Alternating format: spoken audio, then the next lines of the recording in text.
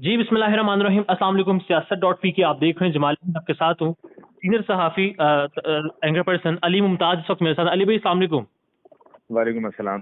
Sir Khan साहब से मुलाकात हुई है आपकी 9 मई के वाक़यात के बाद, ये पहली मुलाकात थी खान साहब की, तो क्या बॉडी लैंग्वेज थी खान साहब की?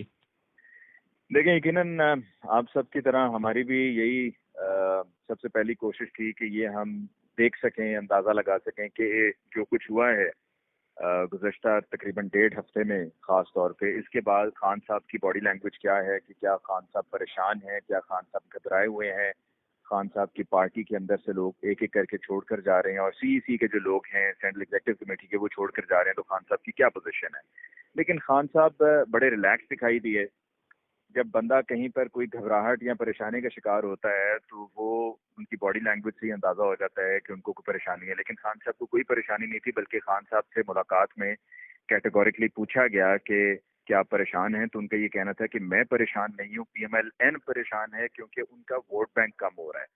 और खान साहब बहुत कॉन्फिडेंट थे और पूरी सूरत हाल का जायजा था उन्होंने लिया हुआ, और साथ में ये भी उनकी तरफ से हमें पता चला है कि जो अब सूरत हाल है, जो बदल रही है सूरत हाल, उस बदलती सूरत हाल के बाद उनको क्या कोई और कैंडिडेट्स प्लेस करने हैं, तो उसके लिए भी खान साहब की तैयारी है। ज़ाहिर है बहुत सारे लोग जो हैं पाकिस्तान तहरीक इंसाफ को छोड़कर जा रहे हैं, तो छोड़कर जाने वालों के हवाले से बात हुई, खान साहब ने कुछ जिक्र किया उन लोगों के हवाले से भी? जी, खान साहब ने ये कहा कि मुझे शीरी मज़ारी साहिबा का बड़ा अफसोस है, और शीरी मज़ारी साहिबा जो है उनके हेल्थ के इश्यूज थे, और उनकी मजबूरी मैं समझ सकता हूँ कि उनकी मजबूरी क्या थी, कि जिसकी वजह से शीरी मज़ारी साहिबा पर ये सारा प्रेशर डाला गया। और उनका ये कहना था कि हर किसी की सिचुएशन डिफरेंट है। जब उनसे ये भी पूछा गया कि जो लोग छोड़ कर जा रहे हैं, क्या आप उनको दोबारा कभी शामिल करेंगे, तो उन्होंने कहा अभी उसके बारे में कुछ कहा नहीं जा सकता, देखेंगे, लेकिन हर किसी का केस डिफरेंट है। कुछ का उन्हें उनका कहना था कि वो विकेट के दोनों तरफ खेलते रहे हैं। जब मैंने उनसे ये पूछा कि जी विकेट के दोनों तरफ कौन खेलते रहे हैं, तो उन्होंने कहा कि छोड़िए, इस पर फिर कभी बात करेंगे। फिर साथ ही फौरन बात हुई फवाद चौधरी साहब की, तो उन्होंने कहा कि फवाद चौधरी साहब ने बड़ी मेहनत की है। अली भाई जाहिर है इस वक्त जो लीडरशिप है तहरीक इंसाफ की, या तो छोड़ चुकी है या फिर कुछ जो है वो जेलों में है, तो वर्कर्स को मुतहरिक करना बड़ा चैलेंज है। तो खान साहब इस हवाले से कुछ सोच रहे हैं, इदराक है उनको इस सिचुएशन का? देखें, उनको बिल्कुल इदराक है, उनको मालूम है कि या तो पकड़े गए हैं, या प्रेस कॉन्फ्रेंसेस करवाई जा रही हैं, या फिर खान साहब के जितने भी वर्कर्स हैं या पार्टी के दीगर लोग हैं वो छुपे हुए हैं, उनके बारे में उनको मालूम है, और उनको वो वेट एंड सी की पॉलिसी पे जा रहे हैं। आगे मुस्तकबिल में क्या होगा, उनका ये कहना था कि अल्लाह बेहतर जानता है। यूएस के हवाले से उन्होंने कहा कि सवाल पूछा गया, तो उन्होंने कहा जी यूएस का अभी कोई प्रेशर नहीं है। और फिर उनकी तरफ से ये भी कहा गया कि कर्नल रिटायर्ड हाशिम डोगर साहब के जरिए army chief general Asim Munir साहब के पैगामात आया करते थे, और उनका ये कहना था कि ये उन्हें पहले से ही जब भी पूछा गया कि आपकी मकबूलियत अपनी जगह, और आपने अपनी मकबूलियत का अंदाज़ा लगाया कि किस आपका ग्राफ कहाँ पर है, तो क्या ऐसा तो नहीं कि आपने दूसरी तरफ की जो ताकत है उसको आपने अंडर एस्टिमेट किया। तो उन्होंने कहा नहीं, मैंने अंडर एस्टिमेट नहीं किया, हमें मालूम था कि क्या हो रहा है। और वो खान साहब ज़हनी तौर पर तैयार थे। तो अली भाई हम जानते हैं, हमारी तारीख है कि मुंतखब नुमाइंदों को, अवामी नुमाइंदों को कुचला जाता है, उनको साइड पर किया जाता है। भुट्टो साहब जो हैं उनकी मिसाल हमारे सामने है। इस वक्त बहुत सारे केसेस हैं खान साहब के ऊपर, नाअहलियत भी हो सकती है, गिरफ्तार भी हो सकते हैं, सजा भी हो सकती है। इस हवाले से भी बात हुई? जी बिल्कुल, उन्होंने कहा कि जी जो जुल्फ़िकार अली भुट्टो के साथ हुआ, क्या वो दोबारा भी हो सकता है, आपके साथ हो सकता है। तो उनका ये कहना था कि जी मैं उसके लिए ज़हनी तौर पर तैयार हूँ, बिल्कुल हो सकता है। ज़िंदगी मौत अल्लाह के हाथ में है। और उनका ये भी कहना था कि जी देखें, ये इलेक्शंस में अभी बिल्कुल नहीं जाएंगे। जो राजनपुर का इलेक्शन था उसके बाद मजीद आंखें खुल गई कि सूरत हाल क्या है, और ये तब तक इलेक्शंस में नहीं जाएंगे कि जब तक ये PTI को क्रश नहीं कर देते। और इस्टेब्लिशमेंट से ताल्लुकात के हवाले से, राब्तों के हवाले से? इस्टेब्लिशमेंट के हवाले से उनका ये क्लियरली कहना था कि कोई रास्ते नहीं है, कोई बात नहीं है, कहीं पर कोई ऐसी पैगाम रसानी नहीं हो रही है, बात आगे की तरफ बिल्कुल भी नहीं बढ़ रही है। लेकिन वो पुरुम्मीद जरूर थे कि सूरत हाल बेहतर होगी, क्योंकि उनका ये कहना था कि ज़्यादा अरसे इस तरह से चल नहीं सकता। और उनका ये कहना था कि जो हमारे साथ आज हो रहा है, ये अवाम के साथ हमेशा से होता चला आया है। और फिर उनका साथ में ये भी कहना था कि जी देखिए, जब पहले जनरल ज़ियाउल हक की मर्तबा वहां पर आपने उस मामले इस्लाम की बात उस पर की गई, और इस्लाम की वजह से फिर एक एंगल लेकर चले और सबने एक्सेप्ट कर लिया। फिर उसके बाद जनरल मुशर्रफ की मर्तबा भी यही हुआ। तो अब इस दफा इस तरह से नहीं होगा जो कि पहले होता आया है।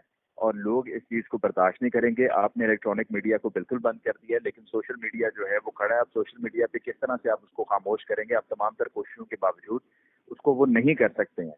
اور خان صاحب کا ساتھ میں یہ بھی کہنا تھا کہ جو القادر ٹرسٹ ہے اس کے اوپر انہوں نے کہا کہ جو میری اہلیہ ہیں بشرا بی بی, ان کی دلچسپی ہے سیرت النبی میں, اور ان کی اس دلچسپی کی وجہ سے یہ القادر ٹرسٹ کا جو سارا معاملہ ہے, یہ پروجیکٹ ہے, اس کو انیشیٹ کیا. انہوں نے کہا کہ بالکل اسی طرح سے کہ میری والدہ کو کینسر تھا تو میرے دل میں وہ بات تھی, اور جو انسان کے دل میں ہوتا ہے اس میں بغیر معاوضے کے, بغیر کسی لالچ کے انسان وہ کام کرتا ہے اور اس کے اندر دلچسپی بھی ظاہر کرتا ہے. تو میری اہلیہ کی چونکہ سیرت النبی میں دلچسپی تھی, اور جو ٹرسٹی ہیں وہ جو ٹرسٹ ڈیڈ ہے اس کے اندر کلیئرلی لکھا ہوا ہے کہ کوئی ڈیویڈنڈ نہیں ملے گا, کوئی ٹی اے ڈی اے نہیں ملے گا, کوئی تنخواہ نہیں ملے گی.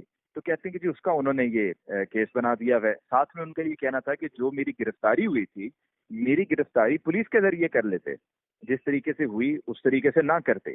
پھر احتجاج کی بات ہوئی, پھر جلاؤ گھیراؤ کی بات ہوئی, تو اس پر خان صاحب نے یہ کہا کہ دیکھیں احتجاج مظاہرہ کرنا آپ کا جمہوری حق ہے, آپ کو احتجاج کرنے کا حق حاصل ہے, لیکن یہ جو آرسن لفظ استعمال انہوں نے کیا, یعنی کہ جو جلایا گیا, انہوں نے کہا یہ بالکل بھی نہیں ہونا چاہیے تھا, میں اس کی بالکل سپورٹ نہیں کرتا. پھر ان کے بھانجے کے حوالے سے بھی کوٹ کیا گیا کہ جی وہاں پر کور کمانڈر ہاؤس کے باہر انہوں نے اس طریقے سے یونیفارم کی جو پتلون تھی اس کو لہرایا.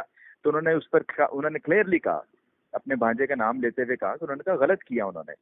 تو خان صاحب کا یہ کہنا ہے کہ لڑائی میری طرف سے نہیں ہے, لڑائی دوسری طرف سے ہے. اور ظاہر ہے یہ لڑائی جاری تو ہے فی الحال تک, اس میں شدت آتی جا رہی ہے. اگر خان صاحب نااہل ہوتے ہیں یا پھر منظر سے غائب ہو جاتے ہیں, گرفتار ہو جاتے ہیں, نظر بند ہو جاتے ہیں, تو پارٹی پھر کون لیڈ کرے گا؟ پارٹی کے ورکرز کو کون متحرک کرے گا؟ پارٹی کون چلائے گا؟ جی ان کی طرف سے اس پر میں نے یہ سوال پوچھا کہ اگر ایسی صورتحال ہوگی تو پارٹی کون لیڈ کرے گا, تو انہوں نے کہا جی شاہ محمود قریشی ہیں. اور پھر میں نے کہا مراد سعید, تو انہوں نے کہا مراد سعید جو ہے وہ فیوچر لیڈر ہے. اور سر اب شاہ صاحب ابھی تک جیل میں ہیں, مراد سعید جو ہیں وہ روپوش ہیں, پرویز خٹک صاحب کے حوالے سے مختلف اطلاعات ہیں. تو ایک کمیٹی خان صاحب نے آج بنائی ہے, اسی کے ساتھ آپ نے پلیز ایڈ کیجیے گا کرکس کیا ہے آج کی ملاقات کا. لوگ تو چھوڑ کر جا رہے ہیں, کی لیڈرز چھوڑ کر جا رہے ہیں, تو خان صاحب کو بھروسہ ہے ابھی بھی اپنے لیڈرز پر کہ وہ ڈٹے رہیں گے؟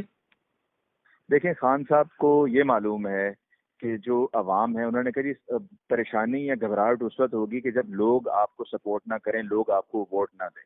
یہ خان صاحب نے کلیئرلی کہا. اور انہوں نے یہ کہا کہ جی جب یہ ایسٹ پاکستان ویسٹ پاکستان کی بات تھی تو اس وقت انہوں نے کہا کہ جی جو فوج تھی اس کو انکریج کیا گیا تو وہ سب کچھ ہوا جو ایسٹ پاکستان والا معاملہ تھا. تو انہوں نے کہا جی لوگ اس دفعہ اب اپنا دیکھ چکے ہیں, سمجھ چکے ہیں, تو عوام کی سپورٹ ہمارے ساتھ ہے. ٹھیک ہے علی بھائی, thank you so very much.